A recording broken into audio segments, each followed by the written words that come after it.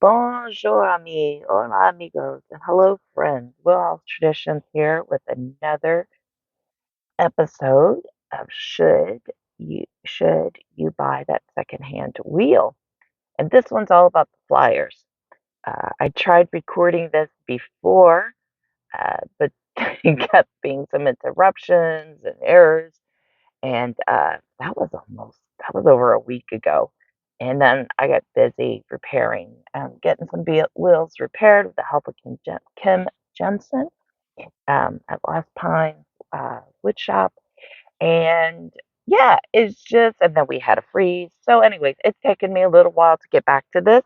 So, I'm having to do it because two of these fires have already been remediated, or what their problems were, but I still want to go over this because I know when I was new to spinning wheels, the information out there uh, was a little fuzzy to me. I could not figure out what I didn't know. I didn't know what I didn't know, right? I didn't know precisely what I was looking for. I do have mechanical intelligence, but not having, worked with these wheels before, I wasn't sure. So I want to help you guys out and give you some guidance on what you might see specifically on flyers. So these are some of the things I've come across. Now, the wheel that you see currently on my screen right here, the flyer, this flyer belongs to a Quebec wheel or Canadian production wheel, a Bordua, I believe to be Theodore, but I'm not an expert, fairly new to Canadian production wheels. Um, this, at first look, is excellent, right? But I'll drill into some details to show you some problems that are going on, but they're not huge problems and they were not a deal breaker. But also something I overlooked, but from my perspective, and then Kim as a woodworker, I'll double check this flyer, and that aspect was okay. But some people have strong feelings about that, and that's fine. I'll go over um, why people have opinions, some of the opinions that they have out there. So, this flyer, though, what's great, look at it. These are all marks from the cross lacing using the flyer over many, many, many years. So this is a classic sign on antique wheels, and you'll see that quite often on your antique wheels. After a while, the singles going over the same spots over and over again will wear into the wood. So you can see the age on that flyer through that, and that's kind of amazing. So, anyways, um, right here with all flyers, you want to make sure there is a hole at the orifice end. You need this to be able to thread your single as you're spinning through that. I also want to point out here, you see this little groove down there, right there? Um, that's also where, the threading of the singles goes goes from here and then into there and then through the orifice hole, which is here. Now, you can see this size here. Um, Needed a little bit of cleaning. Not a big deal. I've actually come across one that had like a mud dauber nest mud left inside of it. That was fun. You'll find things like that because they were just stored in a shed somewhere, a barn somewhere for a while. And so nature likes to make homes out of things. Um, the orifice hole on your Canadian antique wheels, your Quebec wheels, tends to be smaller because these wheels were high production wheels. The main focus in their design was to spin fast, spin thin, And those singles, those yarns, or those 2 plies, were typically, not always, you can use it for whatever, but focus on singles for weaving, for the production of fabric, for the production of textiles. So you're not going to be able to make an art yarn out of these types of wheels. And so think, really know yourself as an adult. What do I like? What might I want to get into? If you don't have a whole lot of money, time, and space, or you're just a minimalist and you only want that one wheel in your home, which, high five, kudos to those who like that. Um, I think it's amazing to have that kind of discipline in your life. I don't have that. Um, but if you think you want to do art yarns, this is not going to be the wheel for you. So take a look at that. Now, you could maybe start off on a wheel with the smallest orifice hole, and then eventually you make the savings for that dream wheel that you want, and then sell that wheel on the secondhand market. That's something else to consider. Um, Canadian production wheels, though, really large drive wheel. They're really fast. They're really powerful. Um, can learn on it. There are things you can rig it that can slow it down while you're learning. Um, it's possible. It's possible to learn on these. I mean, back in the day, people didn't have multiple wheels in their home.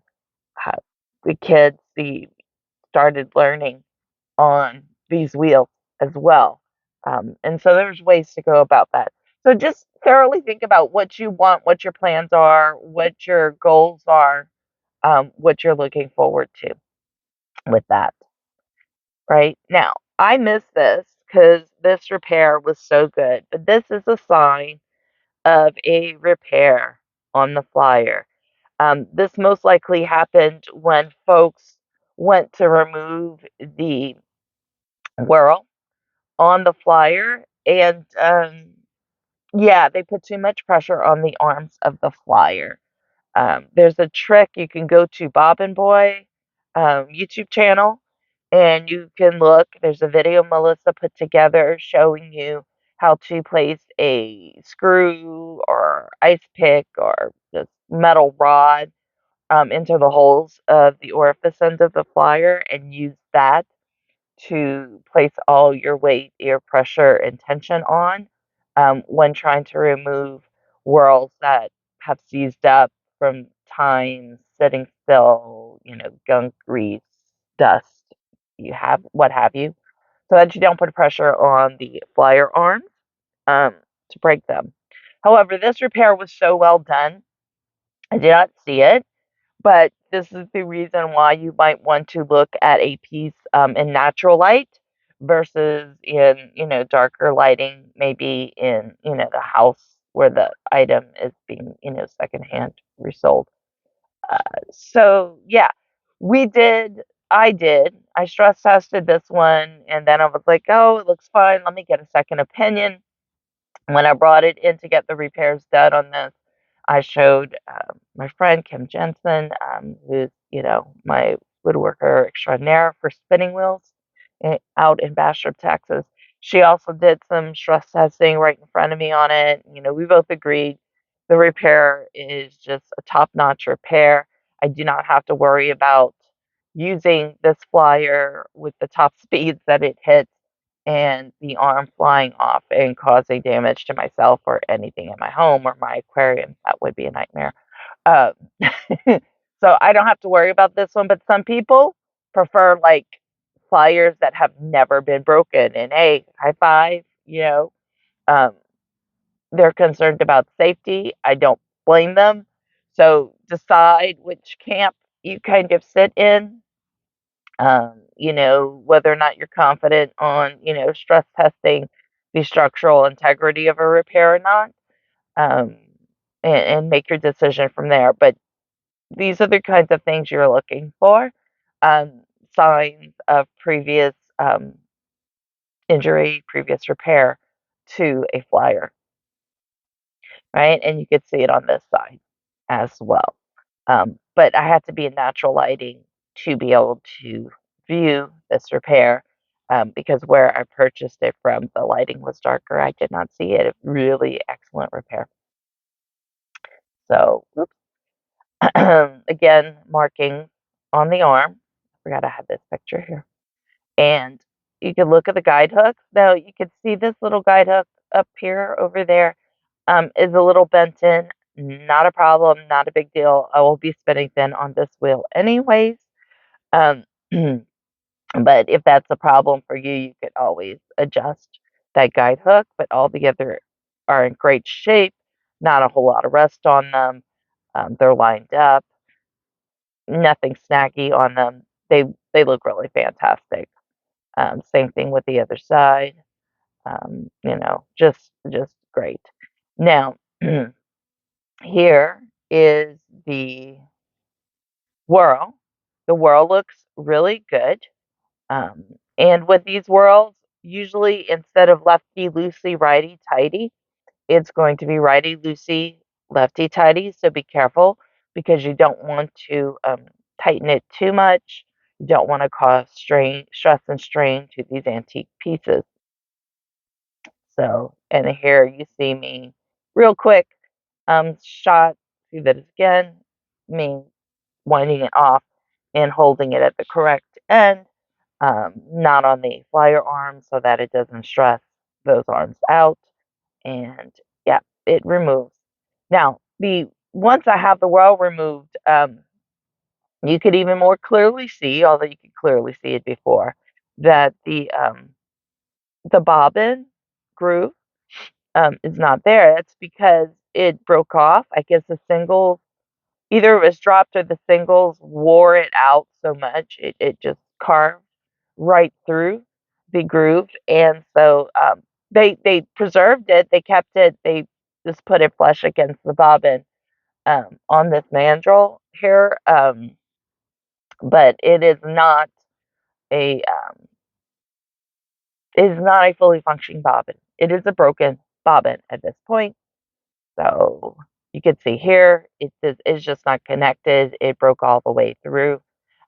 So it needed some help, and it went to the doctor, so to speak, be repaired. And now it looks just fantastic. You can see the inside nice, clean shafts to this bobbin, and you could also see the bushing inside the shaft of the bobbins, which will produce a much quieter spin from your bobbins. Otherwise, if you have a bobbin without a bushing, they kind of clack, clack, clack, clack, clack, makes a really, chatty wheel. Some people don't mind it. Some people like it.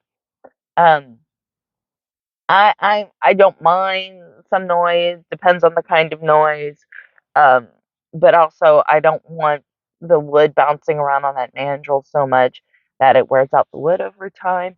So, I tend to add bushings to these if they are not present or worn out. But that's something to look for. So this would be good. This would be nice to use. And then you can see, the integrity. Both end caps are there on this bobbin. The shaft looks fantastic. Everything is solid. I could tug on it. It's not coming apart, not falling apart. So that was good. It was just the groove end for this double drive wheel that's required for the bobbin was not working. The mandrel looks nice and clean. Um, it was great, no issue or problem with that. Just another angle so that you can see. You can see again the grooves for the single yarn threading to go through. A little bit of antique dust there on there, but no problem inside the turning. But it looks great. It looks wonderful. Here's another one. This is also a Canadian wheel, a Quebec wheel. I believe these would be a little bit older. This is from a Rouet. Why I keep struggling with that. I practice it and then I still kind of slaughter the word.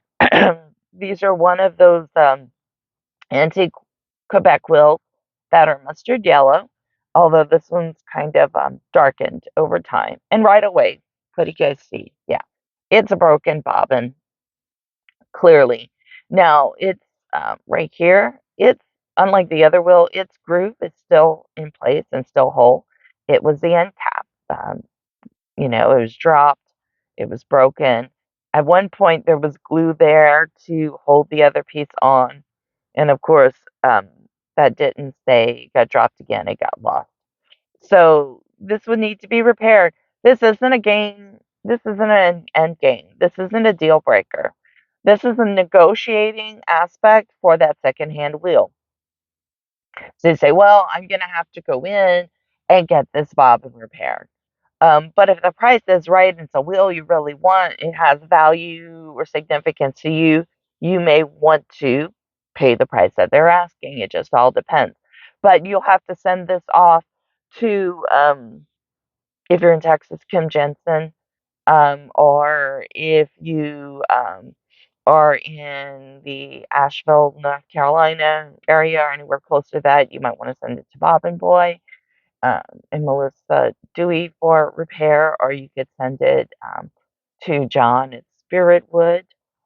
There's also Erika Keller out in, I believe, Pennsylvania, who will take orders on occasion. So those are all possibilities. If you're in the UK, Bob Grainger, the spinning wheel doctor, he's in South Wales. So all these folks, or any very skillful, experienced wood turner who knows how to replicate things very well. They can take a look at it.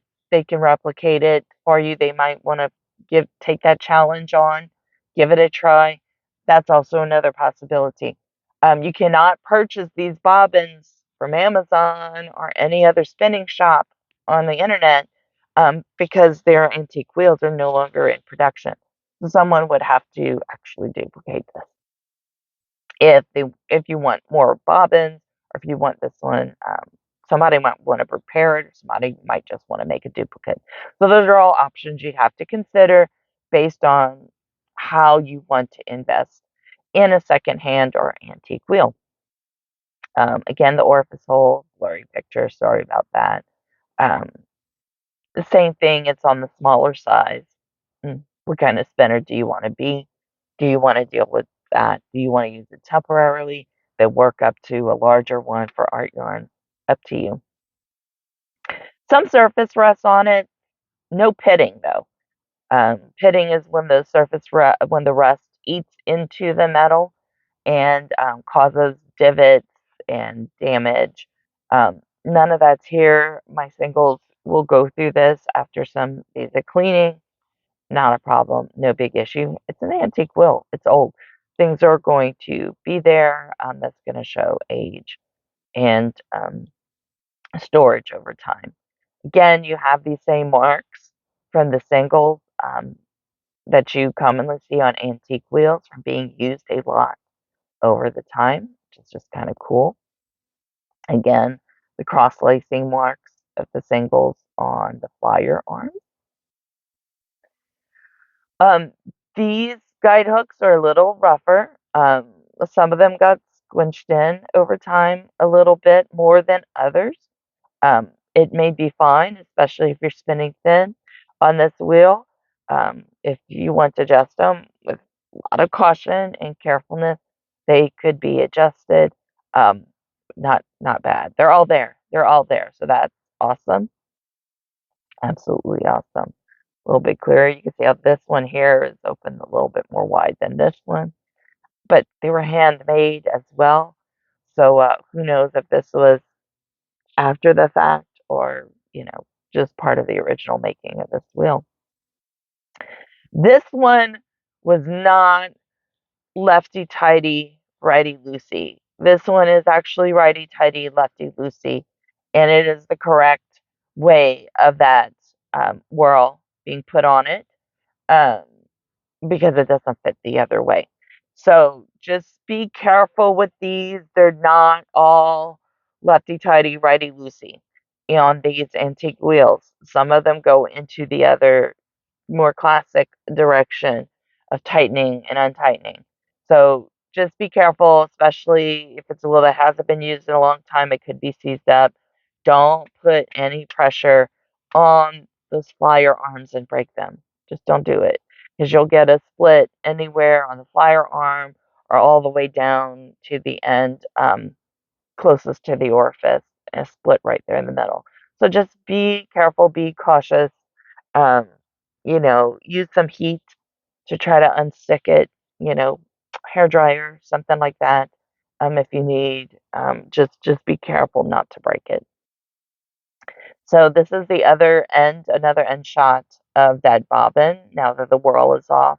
So you can see the groove is there for double drive, but the end cap is broken. But the mandrel, the threading, you want to look for threading on the mandrel of double drive wheels on their flyers.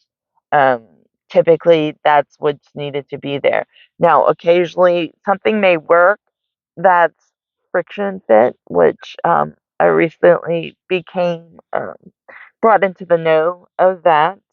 Other people will holler and say friction fit is never used for anything because that's just poor construction. There's a lot of opinions out there.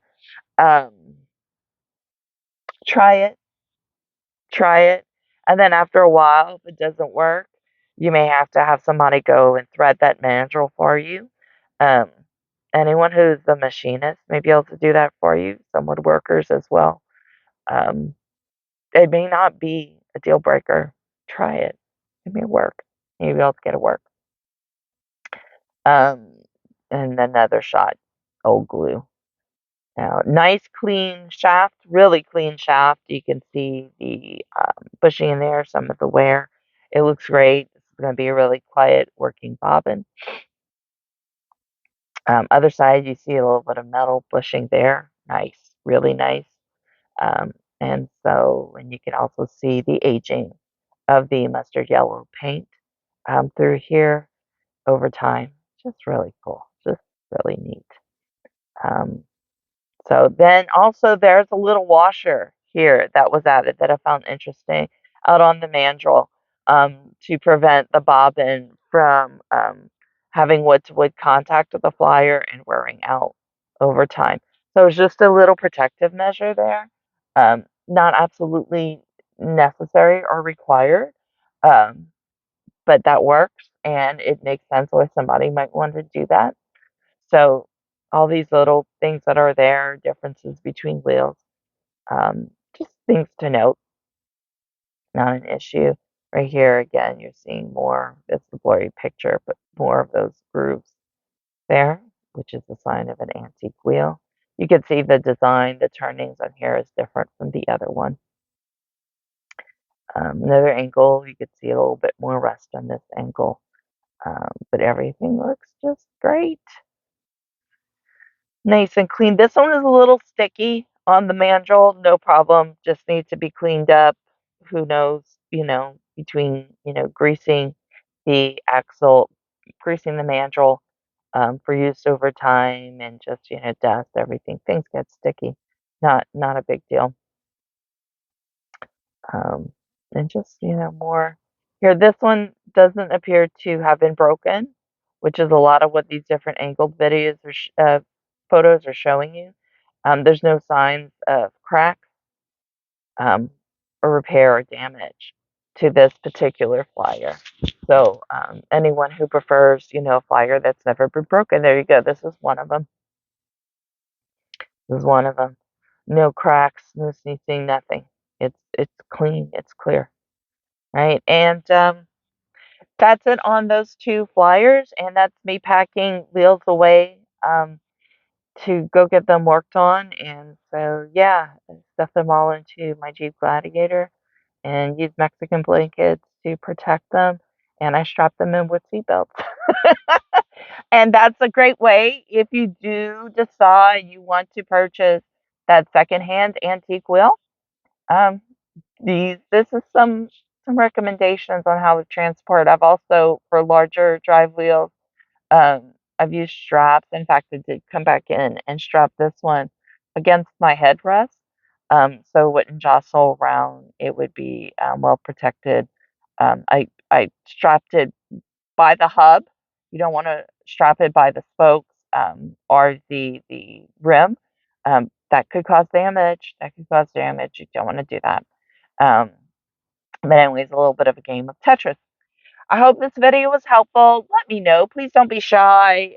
Place your questions on there. And if I don't have the answer, I do know people who have been working with spinning wheels even longer than I have and who have done more full deep dive studies on them, who could give you a thorough answer so I can connect you with others or find out for you. So do not hesitate to ask questions. And I hope you enjoyed. I hope you found this helpful. Let me know in the comments, like, share.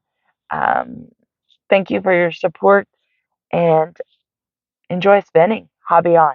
Thanks, guys. Bye bye. Until next time.